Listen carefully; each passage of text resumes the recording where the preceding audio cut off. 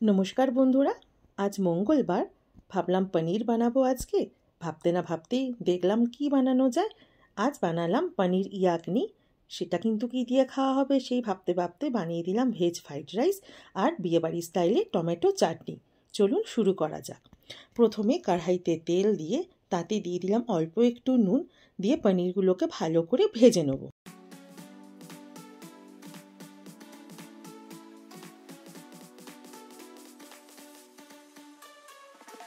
পনিরের সাইজটা অবশ্যই আপনারা নিজেদের ইচ্ছা মতো ছোট বড় যেমনভাবে কেটে নিতে পারেন। আমি এখানে একটু বড়োর দিকেই রেখেছিলাম। দিয়ে দিলাম 1 চামচ কাশ্মীরি পাউডার। এটা কালারের জন্য, আপনারা চাইলে নাও দিতে পারেন। দিয়ে এটাকে ভালো করে ভেজে নিতে হবে। পনিরগুলো ভাজা হয়ে গেল। এর মধ্যে একটু গরম জল দিয়ে এটাকে ভিজিয়ে রাখবো, তাহলে পনিরগুলো খুব জুসি আর সফট থাকে। দেখুন, এভাবে জল ঢেলে দিয়ে এটাকে পনিরটাকে রেখে দিতে হবে। আমি এখানে নুন দিয়েই ভেজেছিলাম। আপনারা যদি নুন দিয়ে না ভাজেন তাহলে নুনটাই জলের মধ্যে মিশিয়ে দেবেন। এবার চলুন বানিয়ে নিই একটা স্পেশাল মশলা। তার জন্য নিয়ে নিয়েছি জিরে, গোটা ধনে, গোটা মৌরি আর গোটা গোলমরিচ, ছোটো এলাচ, বড় এলাচ, শুকনো লঙ্কা। এবার এটাকে ভালো করে শুকনো আঁচে ভেজে নিতে হবে। আমার রান্না যারা ফলো করেন তারা অবশ্যই জানেন আমি কত সহজে কম সময়ে হেলদি রান্না করে দেখাই, যাতে আপনারাও খুব সহজে এরকম টেস্টি খাবার বানাতে পারেন। আর মঙ্গলবার আমি চেষ্টা করি একটু নিরামিষ রেসিপি দিতে, যাতে আপনারাও এইরকমভাবে রান্না করে নিতে পারেন। আর আমার চ্যানেলের নাম মৌ কুক অ্যান্ড ফান দিয়েছি, তার জন্য আপনারা নিরাশ হবেন না। আমি কুকিংয়ের ভিডিও অবশ্যই দেবো, তার সাথে কিছু কিছু ঘোরার ভিডিও আমি আপলোড করব, বা কোনো রেস্টুরেন্টে গেলে তার রিভিউ আমি আপনাদের দেব।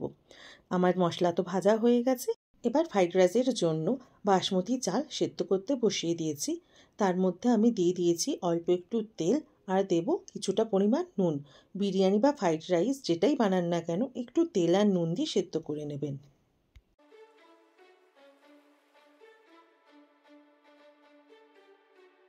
এবার যে ভাজা মশলাটা ছিল তার ফাইন পাউডার বানিয়ে নিলাম। অবশ্য যে বড় এলাচটা ছিল তার খোলাটা ছাড়িয়ে নেবেন। দেখুন, এরকম ফাইন পাউডার আমি বানিয়ে নিয়েছি। এবার মিক্সির জারে আমি নিয়ে নেব 8টা থেকে 10টা কাজু, 2 চামচ চারমগজ আর 2 টুকরো পনির আমি বাঁচিয়ে রেখেছিলাম, সেটা দিয়ে দিলাম। আর দেব তার মধ্যে টক দই। দিয়ে এটার একটা ফাইন স্মুথ পেস্ট বানিয়ে নিতে হবে। এবার দিয়ে দিলাম কড়াইতে দেশি ঘি। ঘিটা যখন গরম হয়ে যাবে দিয়ে দিতে হবে গ্রেটেড আদা। আমি প্রথমে আদাটা দিতে ভুলে গিয়েছিলাম, আপনারা প্রথমে আদাটা দিয়ে তার মধ্যে এই স্মুথ ব্যাটারটা মিশিয়ে দেবেন। গ্যাসের ফ্লেম লোতে রেখে ভালো করে কষিয়ে নিতে হবে যতক্ষণ না ঘিটা সেপারেট হয়ে যাচ্ছে। দিয়ে দিলাম 1 চামচ চিনি আর আন্দাজ মতো নুন। দিয়ে ভালো করে আবার কষিয়ে নিতে হবে। পাশ থেকে অয়েল যেই সেপারেট হয়ে যাবে, মিক্সিটা ধুয়ে জলটা এর মধ্যে মিশিয়ে দেবেন। আর দিয়ে দেবো যে মশলাটা পাউডার করে রেখেছিলাম তার অর্ধেকটা পাউডার এবার এর মধ্যে মিশিয়ে দিয়ে কন্টিনিউয়াসলি নেড়ে যাবেন, যাতে কোনো লাম্প না থাকে।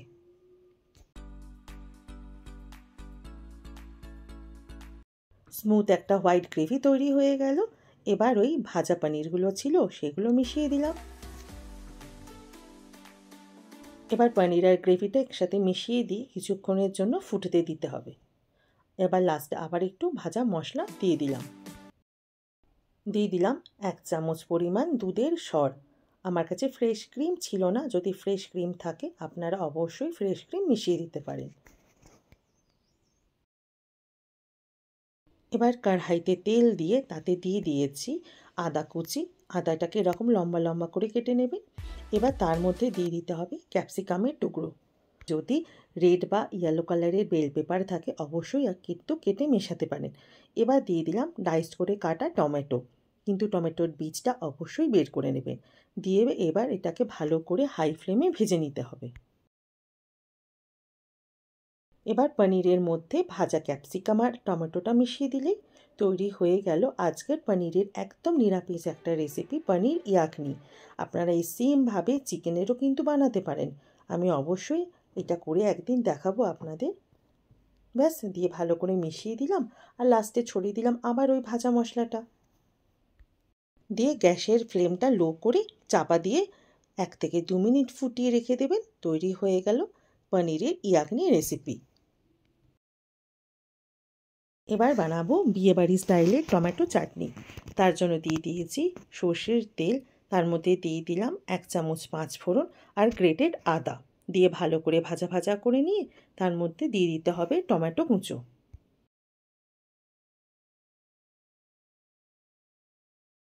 দিয়ে দিলাম আন্দাজ মতো নুন আর 1 চামচ হলুদ গুঁড়ো। নাড়াচাড়া করে চাপা দিয়ে ঢেকে রেখে দেবো। আর এখন টমেটো খুব তাড়াতাড়ি গলেও যায়। টমেটোটা সেদ্ধ হোক, এবার বানিয়ে নিই ফ্রাইড রাইসটা।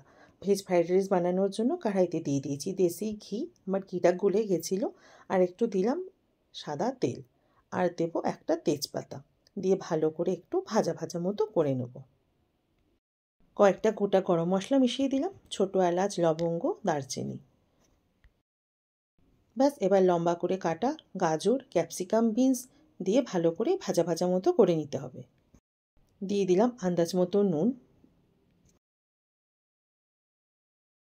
কিছুক্ষণ ঢাকা দিয়ে রেখে দেবো, তাহলে সবজিটা তাড়াতাড়ি বয়েল হয়ে যায়। এবার দিয়ে দিলাম কিছু কাজু আর কিশমিশ।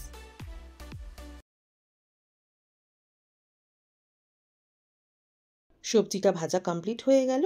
এবার মিশিয়ে দিলাম বাসমতি রাইসগুলো।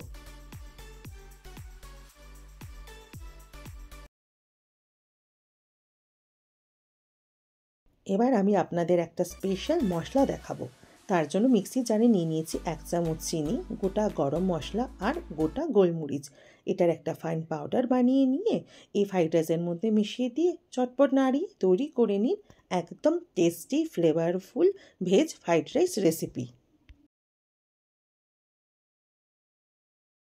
এই স্পেশাল মশলাটা মিশিয়ে দিয়ে 1 থেকে 2 মিনিট লো ফ্লেমে চাপা দিয়ে রেখে দেবেন, তাহলে ফ্লেভারটা খুব সুন্দর হয়ে যায়।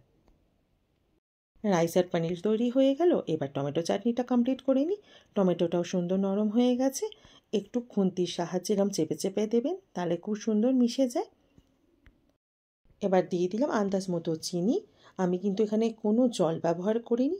ব্যাস, চিনিটা মিশিয়ে দিয়ে চাপা দিয়ে রেখে দিন।